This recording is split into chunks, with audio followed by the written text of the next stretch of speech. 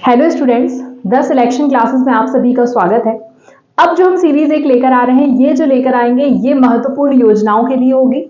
जैसे कि आप सभी को पता है कि यूपीपीएससी का आपका प्रीलिम्स पोस्टपोन हो गया है, तो क्यों ना हम तैयारी अब ऐसे करें कि कहीं ना कहीं उस समय तक हम इतने अच्छे से प्रिपेयर्ड हो जाएं कि भाई इस बार क्लियर कर ही लेंगे। हमारे पास भी समय है, आपके पास भी समय है, तो हम उसको यूटिलाइज करेंगे।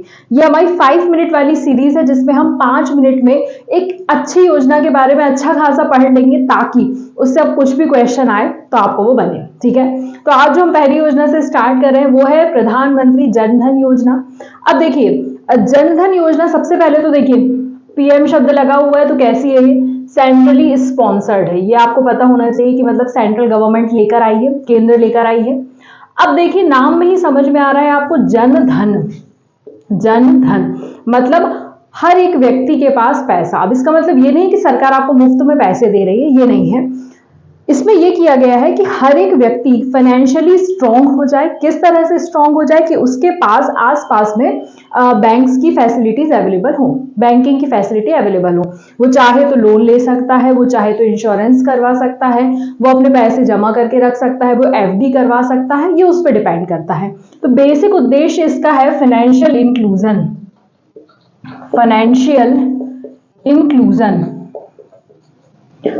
फाइनेंशियल इंक्लूजन का मतलब ये होता है कि हर एक कोने तक हमें बैंकिंग फैसिलिटीज अवेलेबल कराना है। हर एक कोने तक हर एक व्यक्ति फाइनेंशियली स्ट्रांग रहे। इसका मतलब ये होता है कि हर एक लास्ट माइल तक हमको चीजें पहुंचानी है। मतलब कि अगर कोई एक बहुत दूर दराज बैठा व्यक्ति है, वो वहां पर भी बैंकिंग फैसिलिटीज अवेल कर सकता है। ठीक है, तो अब इसके तहत आप लोगों ने सुना होगा बहुत सारे बैंक्स अकाउंट्स खोले गए हैं बैंकों में। तो बेसिकली यहाँ पर बहुत अलग अलग बेनिफिट्स यहाँ पे प्रोवाइड किए गए हैं। तो सबसे फर्स्ट अगर मैं बेनिफिट की बात करूं, मैं यहाँ बेनिफिट से आपको लिख देती हूँ। अगर मैं बेनिफिट्स की बात करूं तो वही है बैंकिंग टू अनबैंक्ड करके आपको टर्म देखने के लिए मिल जाएगा। अब जिसके पास बैंक की फैसिलिटी अवेलेबल नहीं है, उसको हम क्या कर रहे हैं, यहाँ पर बैंकिंग की फैसिलिटी प्रोवाइड कर रहे हैं। ठीक है, उसके बाद यहाँ पर हम क्या कर रहे हैं, कुछ सिक्योरिटी भी यहाँ पर प्रोवाइड करते हैं, सिक्योरिटी टू अनसिक्योर। अब देखिए बहुत बार ऐसा होता है कि किसानों को लोन लेना पड़ता है ना, तो अब जब वो लोन ले रहे हैं तो किस बेसिस पे लोन लेंगे? थोड़ा बहुत तो कभी ना कभी आपको यहाँ पर कोलैटरल किसी किसी चीज पे देना पड़ता है। हर चीज पे नहीं देना पड़ता है, बट किसानों को तो कोलैटरल फ्री भी होता है बहुत सारी जगह पर। बट फिर भी अगर आप किसी और चीज के लिए लोन ले रहे हैं तो कम से कम आपके पास गवर्नमेंट के द्वारा भी कुछ ऐसी सिक्योरिटी प्रोवाइड की जाती है। तो यहाँ पर ये बोल रहे हैं कि भैया आप 2 लाख रुपए तक का एक्सीडेंटल इंश्योरेंस भी आपको हम प्रोवाइड करेंगे। 2 लाख तक का, ये याद रखना है टर्म, 2 लाख तक का एक्सीडेंटल इंश्योरेंस आपको प्रोवाइड किया जाएगा गवर्नमेंट के द्वारा। ठीक है, इसके बाद अभी रिसेंटली इसमें रुपे कार्ड भी ऐड किया गया है। रुपे इंश्योरेंस जिसको हम बोलते हैं वो भी ऐड किया गया है कि भैया अब आप रुपे के थ्रू भी इंश्योरेंस ले सकते हैं, है ना। और यहाँ पर जो अभी रिसेंट में जो अमेंडमेंट हुआ है उसमें इसकी लिमिट को डबल कर दिया गया है। लिमिट को कैसे बढ़ा दिया गया है? पहले ये लिमिट 5,000 रुपए की थी, अब इसको बढ़ा के कितना कर दिया गया है? 10,000 कर दिया गया है। तो लिमिट को जस्ट बढ़ा दिया है कि अब आप एक बार में इतना ट्रांजेक्शन कर सकते हो। पहले केवल 5,000 तक कर सकते थे, अब 10,000। अच्छा, इसमें एक बात ये भी इंपॉर्टेंट है कि ये जीरो बैलेंस वाला रहता है। तो मतलब कि अगर आपके पास ऐसा है कि अगर जीरो बैलेंस भी हो जाएगा आपके अकाउंट पे तो भी आपका अकाउंट मौजूद रहेगा।